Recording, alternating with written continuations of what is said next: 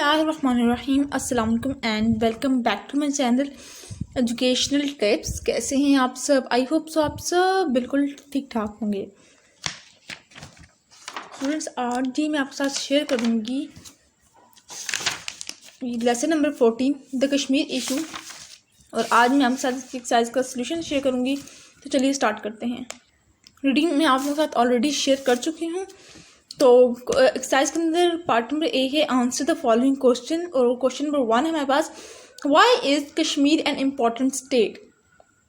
कश्मीर जो है वो हमारे लिए कितनी इम्पॉर्टेंट स्टेट, इतनी इम्पॉर्टेंट जगह क्यों है, यानी कि इसके हमें क्यों चाहिए, कश्मीर होना हमारे लिए बहुत इम्पॉर्टेंट क्यों है।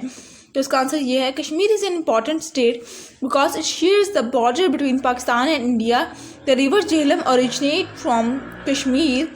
The river Indus and the river Chenab also run through Jammu and Kashmir and then enters Pakistan.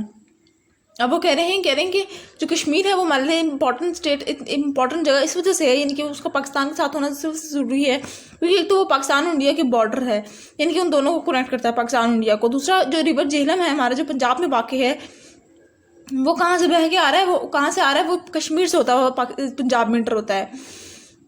और फिर जो रिवर इंडस है और जो रिवर चनाब है, वो सारे कहाँ से रन, वो कहाँ सारे ये तीन रिवर्स कहाँ से होकर आ रहे हैं हमारे पास, कश्मीर से होकर आते हैं, फिर कश्मीर से पाकिस्तान में इंटर होता है ये पानी। इस वजह से हमारे लिए कश्मीर एक इम्पॉर्टेंट स्टेट है।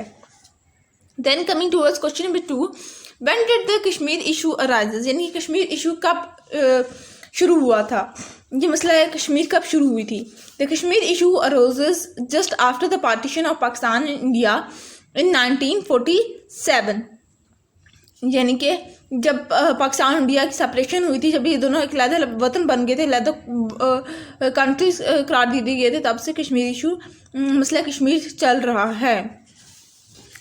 Third, what did the Muslim of Kashmir want, जो कश्मीरी अवाम है, जो उधर मुसलमान रह रहे हैं, उनकी क्या ख्वाहिश है कि वो किसके साथ इल्हाक करें, किसके साथ रहें, किसके साथ अपना बॉर्डर, किसके साथ अपने आप को अटैच करवा दें।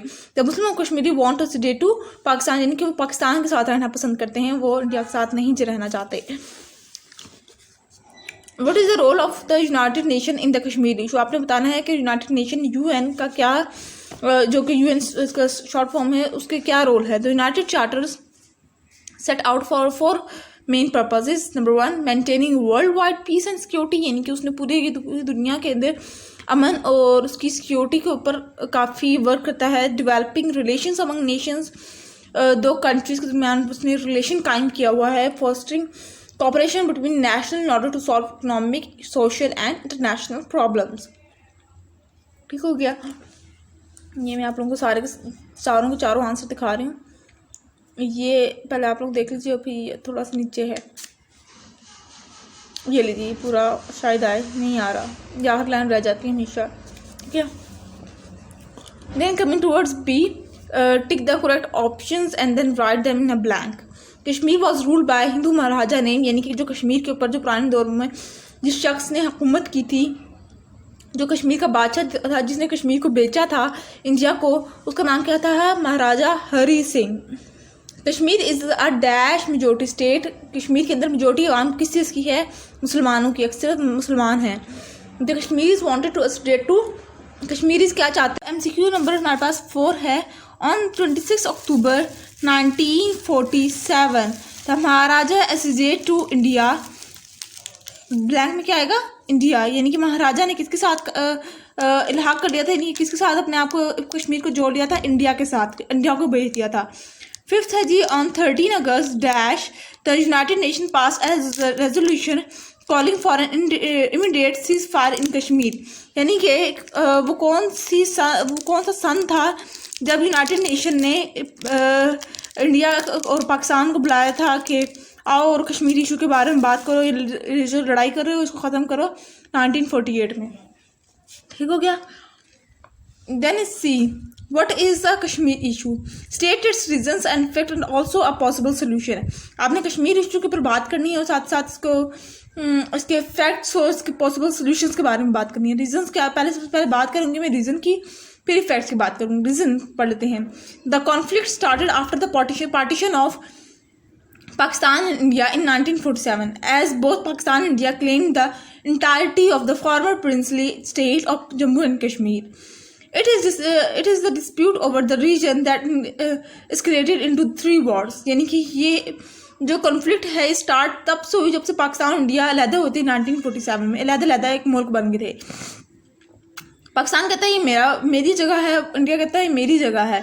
पाकिस्तान कहता है नहीं तुम्हारी जगह नहीं है क्योंकि यहाँ पे मुसलमानों की अक्सरियत है। इंडिया कहता है ये मेरी जगह है क्योंकि ये हम लोगों ने ख़रीद ली थी इसको महाराजा से। और इसी वजह से इसके पीछे 3 जंगें हो चुकी हैं ऑलरेडी। और अब साथ इसके साथ एक और भी कंट्री आ गया है, चाइना, जिसका कुछ थोड़ा सा हिस्सा चाइना के पास भी है। अब चाइना के पास भी है। और तो अब यानी कि इन 3 कंट्रीज़ के आपस में लड़ाई हो रही है और आपस में जंगें लड़ रहे हैं कि ये वाली जगह हमारी, ये वाली जगह हमारी है। नेक्स्ट आ जाते हैं इफ़ेक्ट्स पर। इफ़ेक्ट्स में आ जाएगा कि यानी कि उसके असरात क्या होएगा कश्मीर इशू के, और ये जो कुछ भी हो रहा है इसके पीछे उन सब के असरात क्या मरतब हो रहे हैं। एक तो लार्ज डेथ टोल, यानी कि डेथ रेट ज़्यादा होना शुरू हो गई है। हर रोज़ लोग हमारे यहाँ शहीद कहते हैं, तो हर रोज़ लोग शहीद होते हैं, इतनी आवाम शहीद होती है। ह्यूमन राइट्स अब्यूज़, यानी कि इंसानी हकूक़ की खिलाफ वर्जी हो रही है। इंसानी हकूक़ के कुछ मायने नहीं रहे अब तो। डिस्प्लेसमेंट ऑफ पॉपुलेशन में उधर बदल हो रही है, काफ़ी ज़्यादा ऊपर नीचे होती रहती है। अ डिवास्टेटेड इकॉनमी, फिर इकॉनमी पर काफ़ी ज़्यादा असर पड़ता है।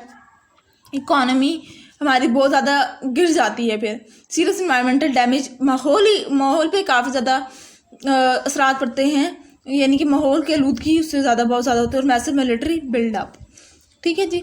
और अब आ जाते हैं सोल्यूशन पर। सोल्यूशन ये हमारे पास ये पेज नंबर 89 पर ही है, ये वाला सोल्यूशन इसका। पढ़कर 2 पॉइंट ये हैं, मैं सुना देती हूँ आप लोगों को। India should withdraw its troop from occupied Kashmir, इनके इंडिया को अपनी जो फौजें बिठा रखी हैं कश्मीर पर वो वहाँ से हटा देनी चाहिए। एक ये पॉसिबल सोल्यूशन है। और दूसरा, both Pakistan and India should create a suitable environment for holding a free and fair plebiscite under the United nation to determine the wishes of Kashmiri people. अब पाकिस्तान और इंडिया को एक ऐसा माहौल क्रिएट करना चाहिए, या एक यूनाइटेड नेशन में एक ऐसी बात, एक मुआहदा करना चाहिए जो ये दोनों बे करें और वो कश्मीरी पीपल की हक में हो, यानी कि वो जो कश्मीरी अवाम चाहती है वही हो।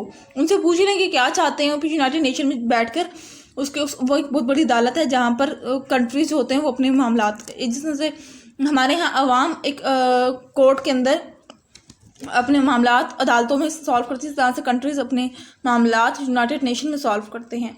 तो यूनाइटेड नेशन में बैठकर सारे के सारे आपस में डिस्कस करके वो बात काम मुकम्मल करें। बस बहुत होगी जंगी शंगी। तो ये था आज का लेक्चर। आई होप सो आपको समझ आ गया होगा। अगर आज का लेक्चर आप लोगों को समझ आ गया है तो मेरे चैनल को सब्सक्राइब कर दीजिएगा, वीडियोज़ को लाइक कर दीजिएगा और साथ ही साथ बेल आइकन को प्रेस करना मत भूलिएगा। इससे मेरी आने वाली हर लेटेस्ट अपडेट सबसे पहले आप तक पहुँचेगी। मिलती हूँ किसी और वीडियो में। दुआ में याद रखिएगा। अल्लाह हाफिज़।